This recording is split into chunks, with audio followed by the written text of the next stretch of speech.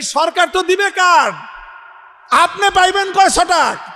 আচ্ছা বলেন, আপনাদের জন্য যদি সরকার প্রতি মাসে 10 কেজি করে গম বরাদ্দ দেয়, আপনারা কয় কেজি করে পাইবেন বলে আশাবাদ? বলেন, পাইবেন কিছু? আপনাদেরকে যে ফ্যামিলি কার্ড যদি কেউ দেয়, দিবে।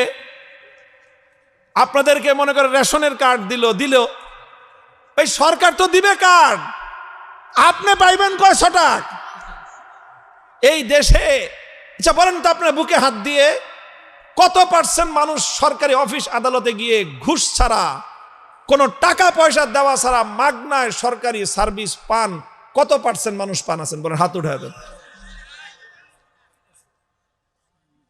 মানুষ না খেয়ে মরে, তারপরে তো মানুষের গম খেয়ে ফেলায়। ব্রিজ কালভার্ট বানাবে, রডের বদলে বাঁশ দিয়ে বসে থাকে। তাইলে এই যদি হয় মানুষের সাথে আচরণ, চিড়িয়াখানার বাঘের সাথে কি করে ওরা? আর বাঘে তোর কইতেও পারে না তুই আমার গোশত মেরে খাইছস। ওই 20 কেজি গোশতে 10 কেজি আগেই যায় গিয়ে চিড়িয়াখানার বাইরেই, ভিতরে যা পাঠায় ওখান থেকে স্টাফ মিস্টাফ যা আছে ওরা গরুর মাংস কিছু আপনার বুনা করে খায়, আর ছাল পাকলা কিছু দেয় বাঘেরে খায়, ওই আর কি। তো এই খায়া খুয়ে সারাদিন চিত্তে শুয়েই থাকে। এরপরে এই বাঘরে যদি কেউ খোঁচা মারেন, তাহলে দেখেন বাঘের তাকাইলে আপনার কলজে পানি শুকিয়ে যাবে।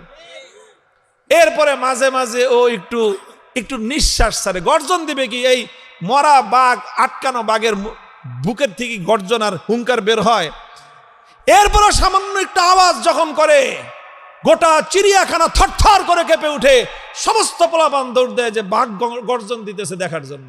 54 বছর পর্যন্ত আমরা দেখেছি আমাদের এই দেশ থেকে কিছু মানুষ তারা রাজনৈতিক নেতা হয়ে ওঠে, আর সারা দেশের সাধারণ মানুষকে তারা তাদের চাকর মনে করে। এই রাজনৈতিক দুর্বৃত্ত নেতৃবৃন্দ রাজনৈতিক নেতৃত্বের নামে গোটা দেশের সাধারণ মানুষকে তারা নিজেদের চাকর বাকরে পরিণত করে।